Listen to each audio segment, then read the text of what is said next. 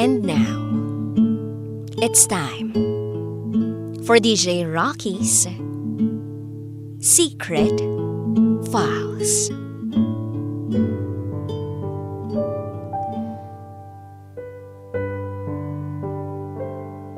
₱300 na lang ang natitira naming pera.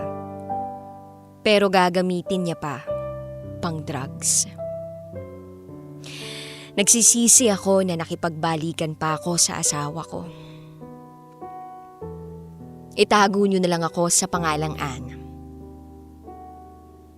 Ang asawa ko, itago natin sa pangalang Sam. Magsasampung taon na kaming kasal. Next year, 2020. May 2 kaming anak. At ito, ang aking secret file. Sa almost 10 years na pagsasama namin ni Sam, halos 4 na beses kaming nagkahiwalay. At nagkabalikan na lang. Pero itong huling away namin, ito ang pinakamatindi. Pero just to give you a background, lahat ng away namin ay dahil sa droga. Oo, nagdodroga ang asawa ko. Yung tipong ₱300 na lang ang natitira naming pera pangkain sa maghapon, kukunin niya pa pang drugs. Ganun palagi yung setup, kaya ako nakikipaghiwalay sa kanya. Pero dahil mahal ko siya at ayoko maging broken family, kaya bumibigay ako at pumapayag na magkabalikan kami. Pero itong huling away namin, noong nasa ibang bansa pa siya nagsimula. Noong umpisa okay naman yung naging relasyon namin. Nung nag-1 taon na siya doon, nadiskubre ko na mayroon siyang babae doon. Inaway ko yung babae at pinagbantaan ko pa. Kaya ang sabi ng asawa ko, hihiwalayan niya daw. Naging kampante ako. Akala ko tapos na nga sila. Later on nalaman ko na tuloy-tuloy pa rin pala ang relasyon nila. Aba, gumawa pa sila ng panibagong Facebook accounts para hindi ko makita at hindi makita ng mga kamag-anak namin lahat ng ginagawa nila.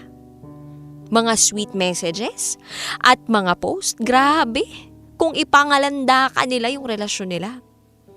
At dahil nalaman ko yun, naghiwalay kami at nagkalabuan. Umabot pa kami sa punto na akala ko ang asawa ko yung kachat ko. Yung pala yung babae niya yung nagiging kachat ko. Ibig sabihin, pinaglaruan na rin ako ng babae. Naghiwalay kami noon at nag-away pero dahil mahal na mahal ko siya, tiniis ko lahat yun. After ng kontrata niya sa ibang bansa, umuwi siya sa akin. Sabi niya, hiwalay na daw sila ng babae niya. Malinis na rin daw yung cellphone niya. Wala nang mga chat, mga picture, history, burado lahat. Akala ko tuloy-tuloy na. Unang linggo, masaya kami. Pero wala talagang sikretong hindi nabubunyag. Magaling siguro talaga ako mga likot ng cellphone.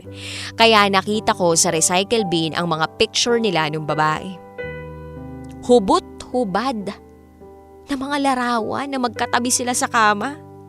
Hindi lang 10 hanggang 20 yung mga litratong nakita ko, kundi halos 100. Mga walang niya. Nagbulat-lat pa ako ng wallet niya.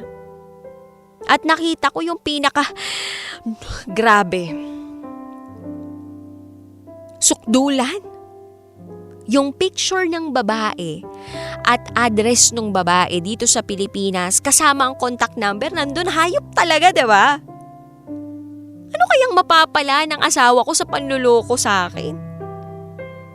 Sana nagsama na lang sila para tahimik na yung buhay ko. Nakakainis, nakakagigil. Ang sarap nilang patayin sa totoo lang. Pero may isa pa akong nalaman na mas kagimbal-gimbal. Buntis daw yung babae. Ano pang ginawa ko? Anong ginawa ko sa kanya para paglaruan niya ako ng ganito? Sana hindi na lang siya nakipagbalikan sa akin. Sana hindi na lang namin inayos ang lahat. Sana nagsama na lang sila nung babae, diba?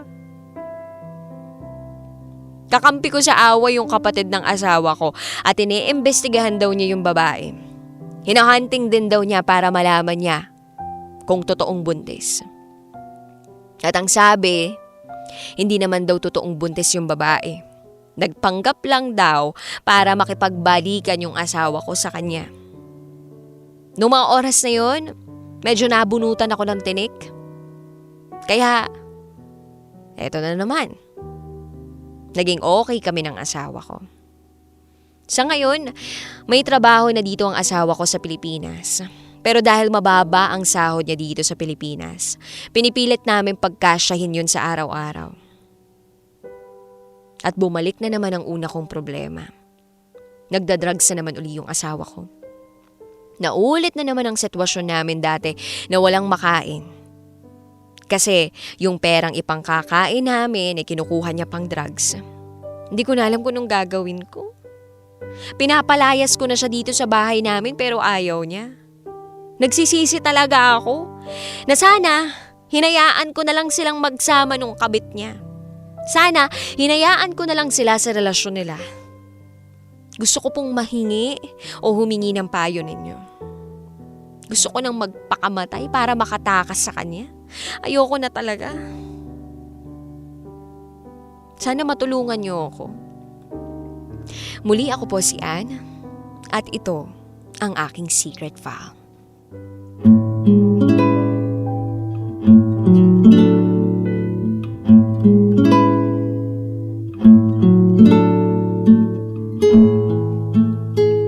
That secret file was shared to us by Anne.